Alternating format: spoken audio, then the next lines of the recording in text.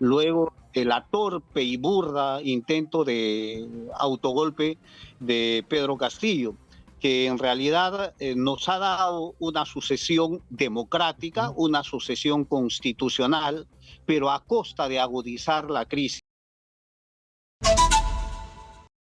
Para analizar este escenario estamos con Rodenciano Vega, analista político y exministro de Estado en la cartera de Vivienda. Señor Vega, ¿qué tal? Buenas tardes y feliz año, feliz 2023. No, un gran abrazo, feliz año para ti, para todos los televidentes y seguidores de Exitosa. Y acabo de hacer el seguimiento al reporte que han hecho y efectivamente es una buena síntesis de lo terrible y de lo confrontacional que ha sido el 2022.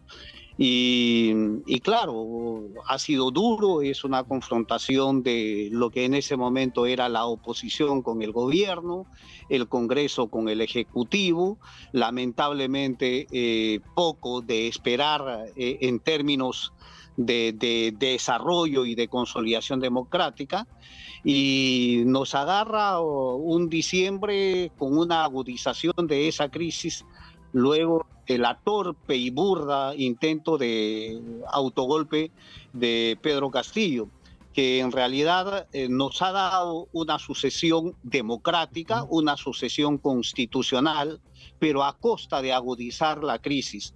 Y lamentablemente yo quisiera esperar que el 2023 sea mejor, pero por la forma como se está dando, se está iniciando, creo que va a ser la continuación de la confrontación del 22, y lo que yo más quisiera es que no sea la agudización.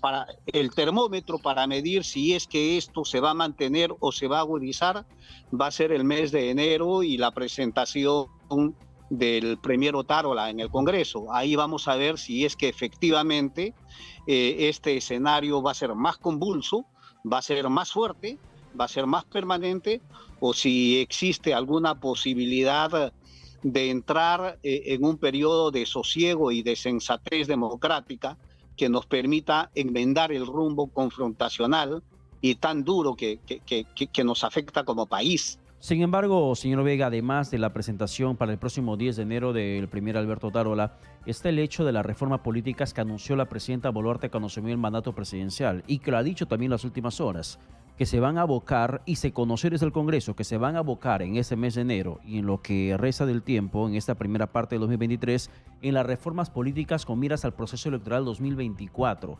Y teniendo en cuenta de que el ministro de Justicia además es un experto en materia electoral, ¿podría generar algún tema de fricción política por formas distintas de ver las cosas, por los escenarios que no nos ponemos de acuerdo de cómo vamos a celebrar nuevas elecciones? Sí, mira, yo ahí lo que señalaría es que lamentablemente el panorama todavía no es claro. Uno podría decir, oye, pero ya se aprobó una reforma constitucional en una primera legislatura de recortar el mandato para el 2024 y adelantar elecciones para abril del 2024. Pero eso necesita ser ratificado en una segunda legislatura que comienza en marzo. Pero a este escenario, lo que yo quiero decir es lo siguiente: tenemos una ciudadanía, tenemos una protesta social que lo que venía era pidiendo elecciones lo más rápido posible, que podían ser el 2023. Y fíjate, Pedro, lo que yo tendría que recordar esto. Yo siento que el tema todavía esto no está cerrado, no solamente porque no ha sido ratificado en una segunda legislatura, sino porque va a depender de la movilización que se ha anunciado estas semanas, en este mes de enero. En una de esas, el Congreso tenía una propuesta de adelantar elecciones a abril del 2023. La presidenta Dina Boluarte incluso había enmendado su propuesta y había dicho que podía considerar, conjuntamente con el ministro de Justicia, que podían considerar elecciones en diciembre del 2023. Sí. Si ya estaban con ese temperamento, ¿por qué volvieron al tema de abril del 2024 si saben que eso es combustible a la protesta, combustible a la movilización social? Entonces yo creo que el tema todavía no está cerrado y va a depender del como creo que va a depender de si es que esto se agudiza o no se agudiza. De repente el premier va al Congreso y dice, mejor replanteamos el tema y pedimos que se adelante las elecciones al 2023, o de repente se sienten tan seguros y tan confiados que se olvidan del 2023, que se olvidan del 2024 y Congreso y Ejecutivo deciden quedarse hasta el 2026. Eso también es posible. Claro, pero hay un escenario... ¿Sabes por qué? Perdón, señor Vega, hay un escenario que a mí me preocupa demasiado, que es el escenario social y que también lo está haciendo referencia usted. Si bien es cierto, en su momento la componenda, la pelea política era gobierno legislativo, Pedro Castillo, Congreso de la República, pero no había un tercer factor que era la población. Y la población que salía a protestar contra Pedro Castillo era una población bastante mínima.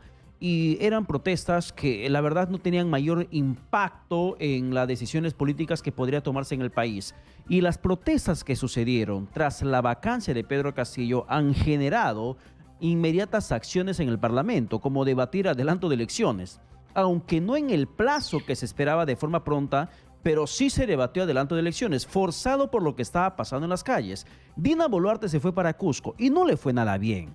Fue mal recibida, fue hasta insultada y entiendo que fue agredida lanzándose objetos hacia el vehículo oficial. Y es el reflejo de lo que está pasando en el sur peruano.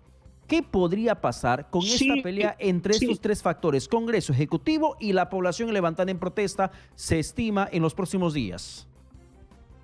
Es que lo que ha existido en esta sucesión democrática, que es una sucesión constitucional, que es una sucesión ilegal, mira, ilegal fue el terrible intento de golpe de Pedro Castillo. Dina Boluarte llega ahí porque ese fue fallido y en la sucesión constitucional le correspondía asumir. El gran problema de la presidente Dina Boluarte es que para llegar al gobierno la gente entiende, la gente ve, la gente no es tonta, que para llegar a ocupar ese puesto ha tenido que pactar con las bancadas que eran de derecha. Las que eran bancadas de oposición hoy son las bancadas oficialistas. Y entonces ella ha tenido que pactar con las bancadas de centro derecha para dar soporte a su gobierno. Ha tenido que buscar el soporte institucional de las Fuerzas Armadas y por eso es que el país está militarizado. Y además de eso, hoy tiene el apoyo de la gran prensa nacional, pero eso es un engaña muchachos. ¿Por qué? Porque el Congreso tiene menos aceptación que ella misma, y ella tiene menos aceptación de lo que tenía Pedro Castillo. Las Fuerzas Armadas son un poder basado en las armas y los medios de comunicación también están en una situación muy crítica. Entonces, creer que ese respaldo le va a dar la legitimidad social es un error tremendo. Entonces, ¿por qué? Y la protesta, por otro lado, no es una protesta que esté únicamente buscando ser a favor de Pedro Castillo.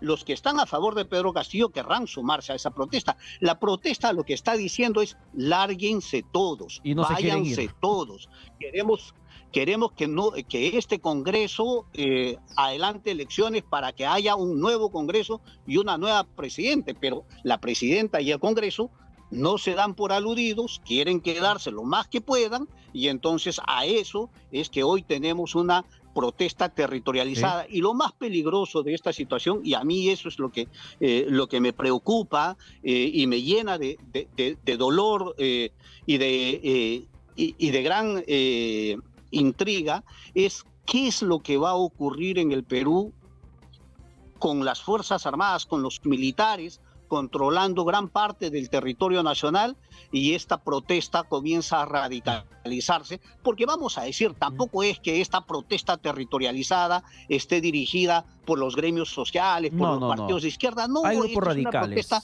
desbocada, ¿verdad? Y entonces lo que vamos a tener es una confrontación que ojalá no nos lleve a más muertos ni a más violaciones de derechos humanos. Ya, vayamos al contexto de toma de decisiones políticas, señor Vega. Tenemos a una presidenta que asumió el día de su juramentación y dijo voy hasta 2026. Luego reculó calculando el escenario social que no le era favorable y dijo adelanto de elecciones abril 2024. que finalmente es la fecha en la que se va a dar. Pero las calles comienzan a exigirle su renuncia, porque consideran que su renuncia va a acelerar el proceso electoral y no vamos a tener que esperar hasta abril 2024. Pero la presidenta Boluarte se justifica en su no renuncia con lo siguiente: si ella renuncia, va a asumir la presidencia quien está al frente del Parlamento, del Congreso, y eso tampoco va a solucionar el problema. ¿Esa justificación o esa lectura es válida? Sí, es válida, pero más aún, eso puede ser incluso un boomerang. Ese anuncio puede ser incluso un boomerang para la propia presidenta Dina Boluarte. ¿Por qué?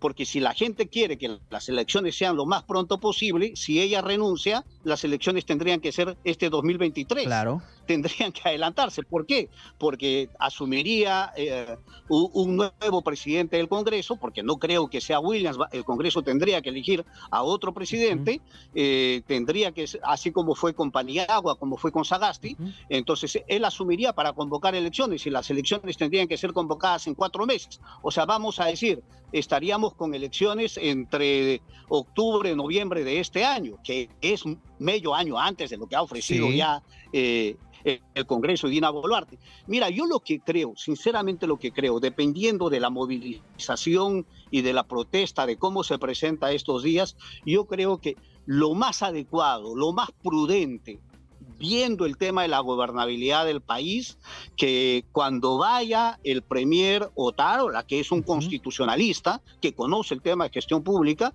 que vayan y en el Congreso digan: nosotros volvemos a insistir en que las elecciones sean en el 2023 y que esa sola posibilidad, y además les planteamos estas reglas, nuevas reglas de juego, porque ahora solamente tenemos adelanto, no tenemos ninguna nueva regla de juego, ni siquiera aprobada, ni siquiera discutida. Entonces vamos a decir, estamos en un periodo de incertidumbre normativa, de incertidumbre legislativa, de incertidumbre constitucional. O sea, en el momento que estamos hablando, Pedro, solamente tenemos iniciativas a ser discutidas, nada acordado, nada aprobado, y lo único que hay es un proceso de hecho de militarización nacional y de hecho de una protesta que posiblemente se nos venga de una manera muy radical y muy dura.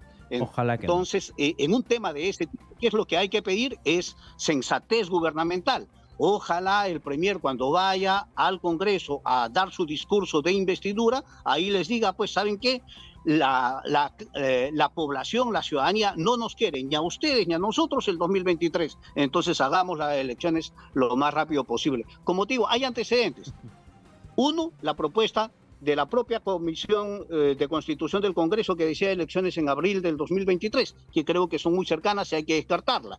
Pero también la propuesta de lo que ya el gobierno y el propio ministro de Justicia había asumido, que podían darse elecciones en diciembre del 2023. Yo propuse incluso un cronograma de que hasta marzo se podría dar la reforma constitucional, convocar a elecciones, que la primera vuelta se dé en octubre, que la segunda vuelta se dé en noviembre y que el 31 de diciembre sea el cambio de gobierno. Está publicado, está escrito. O sea, no pueden decir que no hay protestas. Hay muchas protestas que se han hecho desde diferentes instituciones. Lo que pasa es que se han aprovechado también de los organismos constitucionales y electorales, han ido al Congreso a justificar una propuesta del 2024. Y vaya, eso es organismos electorales ciegos que no ven la protesta nacional, un Congreso que quiere quedarse, si es posible, hasta el 2026, igual la presidenta del Ejecutivo, y en realidad nuestro país lamentablemente está en otra y hay que darle otro tipo de salidas democráticas. Bien, señor Rodencino Vega, muchas gracias por la comunicación alcanzada. Gracias por su análisis, sus opiniones. No, muchísimas gracias a ustedes. Muy buenas tardes. Y feliz año, feliz 2023. Vamos a la pausa, 4:30, regresamos con más.